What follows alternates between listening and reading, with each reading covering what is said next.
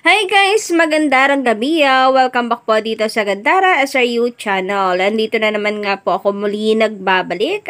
Ang nag-iisa po ninyong nagmamagandang Kaligitary Cads upang maghatid ng latest update and fresh happenings patungkol sa TVJ. Basta mga balita na may kinalaman sa Itbulaga, sagot na po natin yan. Ganun din po sa mga balita sa loob at labas ng showbiz. Kaya naman, kung hindi ka pa nakaka-subscribe, i-click mo na yung subscribe button at notification bell para mag-i-updated at una ka sa mga nilalabas nating mga balita. And for today's video mga kadabrikad, so isa sa atin pong pag-uusapan ang patungkol po dito sa kay Maine Mendoza. So bukod po sa 9 years anniversary ngayon ni Maine Mendoza sa entertainment industry and of course sa Itbulaga, kasi ito po yung unang araw, July 4, 2015, unang araw po ng pagtapak po niya sa Itbulaga bilang si Yaya Dab. So kanina nga po nakakatuwa sa barangay dahil meron pong nagdamit sa kanya na Yaya Dab. Ayan o, nakakamiss tuloy si Maine Mendoza, yung long hair niya, yung apron niya, hindi ba nakakamiss mga kadarikats yung kabataan nitong si Maine Mendoza. Kung hindi ako nagkakamali, 21 at 22 years old lang siya that time. Makakabataan naman. Anyway, married na po kasi ngayon ito nga si Mengay at nasa bagong yugto po ng kanyang buhay. Pero sobrang nakakamiss, hindi ba mga kadarikats? So 9 years na po siya dito sa industriya. Kaya nakakalungkot lang din na wala po siya ngayon sa Itbulaga, absent po siya. Hinahanap nga po siya ng mga Mainers sa ex. Ang dami po naghahanap po sa kanya. Nasa na daw si Maine Mendoza? Bakit wala siya? And yung iba naman pinaghahanapan ang Itbulaga. Pinaghahanapan ng celebration. Kasi napaka-importante din naman sa kanila ng pagdating ni Mengay. Kasi yung pagdating ni Mengay talagang nag-boom ang Itbulaga ng bonggang-bongga. And kita nyo naman ngayon yung talent ni Maine Mendoza. Napakalaking bagay ng presensya ni Maine Mendoza sa Itbulaga. Sabi nga nila, baka isa si Maine Mendoza sa papalit po sa TVJ pagdating po ng araw. Kasi pansin naman daw po nila na kapag wala si Bossing ang humahalili, ay lagi nga si Maine Mendoza. Tatlo po yung naisip nila, si Maine Mendoza, si Kuya Ryan, at saka si Alan Kay sa studio. Tapos ang jowa Pau, sila po ang hari ng barangay. Anyway, mabalik po tayo sa ating pinag-uusapan. Kanina nga po wala itong si Maine Mendoza, pero nandyan naman na po ngayon itong si Atasha Mulak. Present po siya kasi 'di ba nung nakaraan na siya po itong wala. Pero bukod po sa paghahanap ng mga Mainers kay Maine Mendoza and 9 years anniversary ni Mengay sa showbiz industry or sa Itbulaga, meron pong isa pang topic sa social media patungkol kay Mengay. Ito naman ay hinggil sa paghawak ng Itbulaga sa kanya. May nagsasabi na sinayang daw ng TVJ ang talent ni Mengay. Binuro daw nila sa Itbulaga itong si Maine Mendoza. Kung tutuusin, malayo daw ang mararating nito at mahihigitan pa niya si Catherine Bernardo kung sakasakali. Yung kasikatan ni Catherine walang-wala kay Maine Mendoza kung inalagaan daw talaga ng husto itong si Mengay. So yan po yung usap-usapan ngayon sa social media. Ito nga po't basahin po natin ang usapan sa X para maging malinaw sa atin. And syempre magbibigay din po tayo ng ating reaksyon patungkol po dito kasi ang Itbulaga po ay parang sinasabihan nilang pabaya, no? Kahit yung totoo naman ay si Maine Mendoza, choice ni Maine Mendoza yan. Ang hirap kasi salita lang po sila ng salita, wala naman po silang alam. Ano?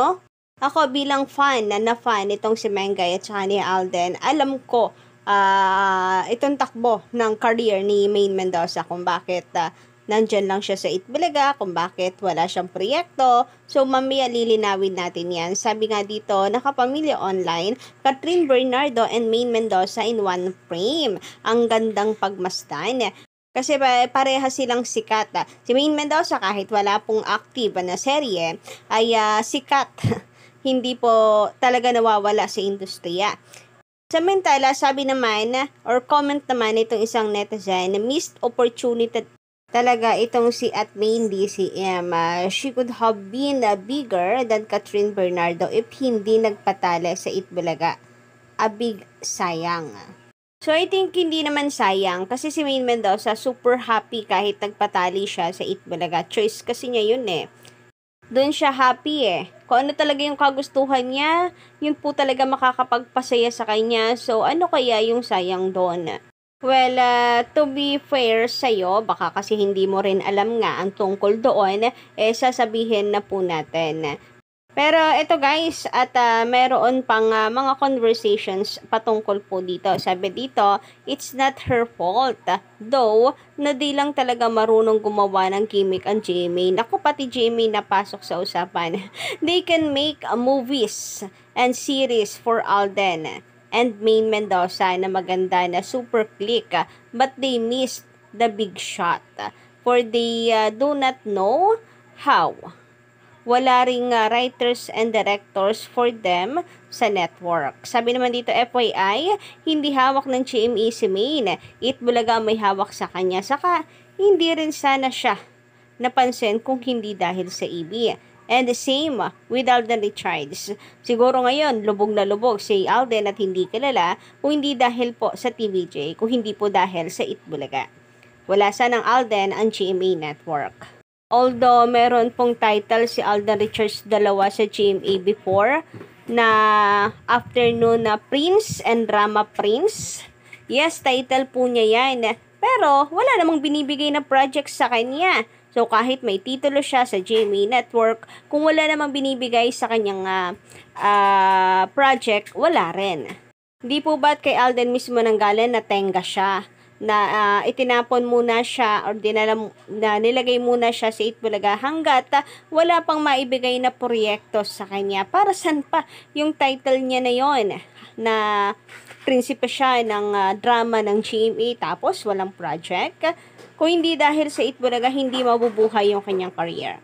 Sabi naman dito, if only hawak lang ng GMA, she has the same status of Alden now. Ito yung nag-post na sayang daw itong si Maine Mendoza, big sayang, talo sana niya itong si Maine Mendoza. Kung hawak lang sana siya ng GMA or kung mas pinili daw niya sa GMA, big star siya kagaya ni Alden, pero nagpatali daw sa Itbulaga Pero ito nga, pinagpipilitan niya, no? Pero para maging malinaw, ito, sabi dito, Maine said it already. She doesn't need fame, being an introvert she is. In an interview, she doesn't need too many projects and all she wants was to stay sa Itbulaga. Fact check mo. And karagdagan lamang din, if you are fan of Aldab, guys, napanood nyo naman siguro yung interview niya before with Chris Aquino, na kung saan tinanong nga po siya ni Chris sa estado ng buhay niya ngayon, ano pa yung wish niya sa buhay niya. Sabi ni Maine, hindi yun yung exact na na katanungan, pero yung sagot ni Maine Mendoza is genuine happiness. So, tinanong nga siya, bakit hindi ka ba masaya? Masaya naman. Pero, mamimiss po niya kasi yung dati po niyang buhay. Yung tahimik lang, simple lang. So, babalik at babalik siya sa ganung buhay. And meron pa siyang interview na kung saan sinabi nga po niya na ayaw ni Maine Mendoza yung kagaya ng ginagawa ni Alden. Grabe, hanga siya kay Alden. Paano nagagawa ni Alden yung ganun ka-busy schedule? Hindi daw niya kaya, nakakapagod ang gumawa po ng teleserye. Yung gumawa po ng proyekto, sobrang nakakapagod. Hindi na daw niya hawak yung oras po niya. Which is, ito yung kagustuhan ni Maine Mendoza. Hawak pa rin niya yung oras at yung buhay niya. Ayaw niya nang nakakulong siya sa isang bagay na kung saan ay kontrolado na mismo yung kasiyahan niya. Yung kalayaan niya, hindi yun gusto ni Maine. Yes, pangarap niya maging artista, pangarap niya makita sa screen, pero nangyayari na siya naman. Sa Itbulaga pa lang, nakikita na siya sa screen doon, nasubukan na rin naman yung Marte. Yung fame, naranasan na rin naman niya, and sa Itbulaga pa lang, sagot na yung pangarap niya. Yun lang naman yung gusto niya maging kilala siya ng mga tao, o diba, kahit nasa Itbulaga lang siya, kilala siya ng buong bansa talaga. worldwide pa nga. So, yun yung desisyon nitong si Maine Mendoza. So, walang kinalaman ng Itbulaga tungkol po dito kung bakit nahinto yung kanyang career sa showbiz. Anyway, sabi pa dito, napanood ko yung interview ni Ogie kay Maine. Desisyon mismo ni Maine kung bakit nag-stay siya sa Itbulaga at masaya siya doon. Mukhang hindi rin naman siya hungry for fame. So, be it. Yes, guys, di naman siya kagaya nung iba, hindi pa na masyado pong hungry, gutom na gutom sa kasikatan. Anyway, patungkol naman po sa sugod bahay mga kapatid, pag-usapan naman nga po natin, itong request na sana naman daw po ay maging kabilang sa sugod bahay ang SB19. So, pabor po ba kayo doon? Ito po yung sikat na P-pop group, ang SB19. So, maging parte kaya sila ng Itbulaga. Sana naman daw ay gawan ito ng paraan. Sabi dito, ninang si Hanabishi, ninang din si Pure Gold. Mga sponsor po ata nila ito, no? Which is, nandun po ito sa Itbulaga. So, alam ko, pahirapan sa logistic at security. Pero sana, dalhin nyo SB19 sa Itbulaga sugod bahay. Gawan nyo ng paraan, ninang sa Itbulaga. Kalmahan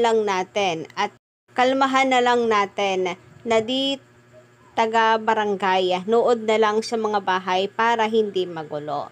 So, kayo ba guys, pabor po ba kayo patungkol dito? Pa-comment ka lang po sa baba. And don't forget to click the subscribe button and notification bell for more updates.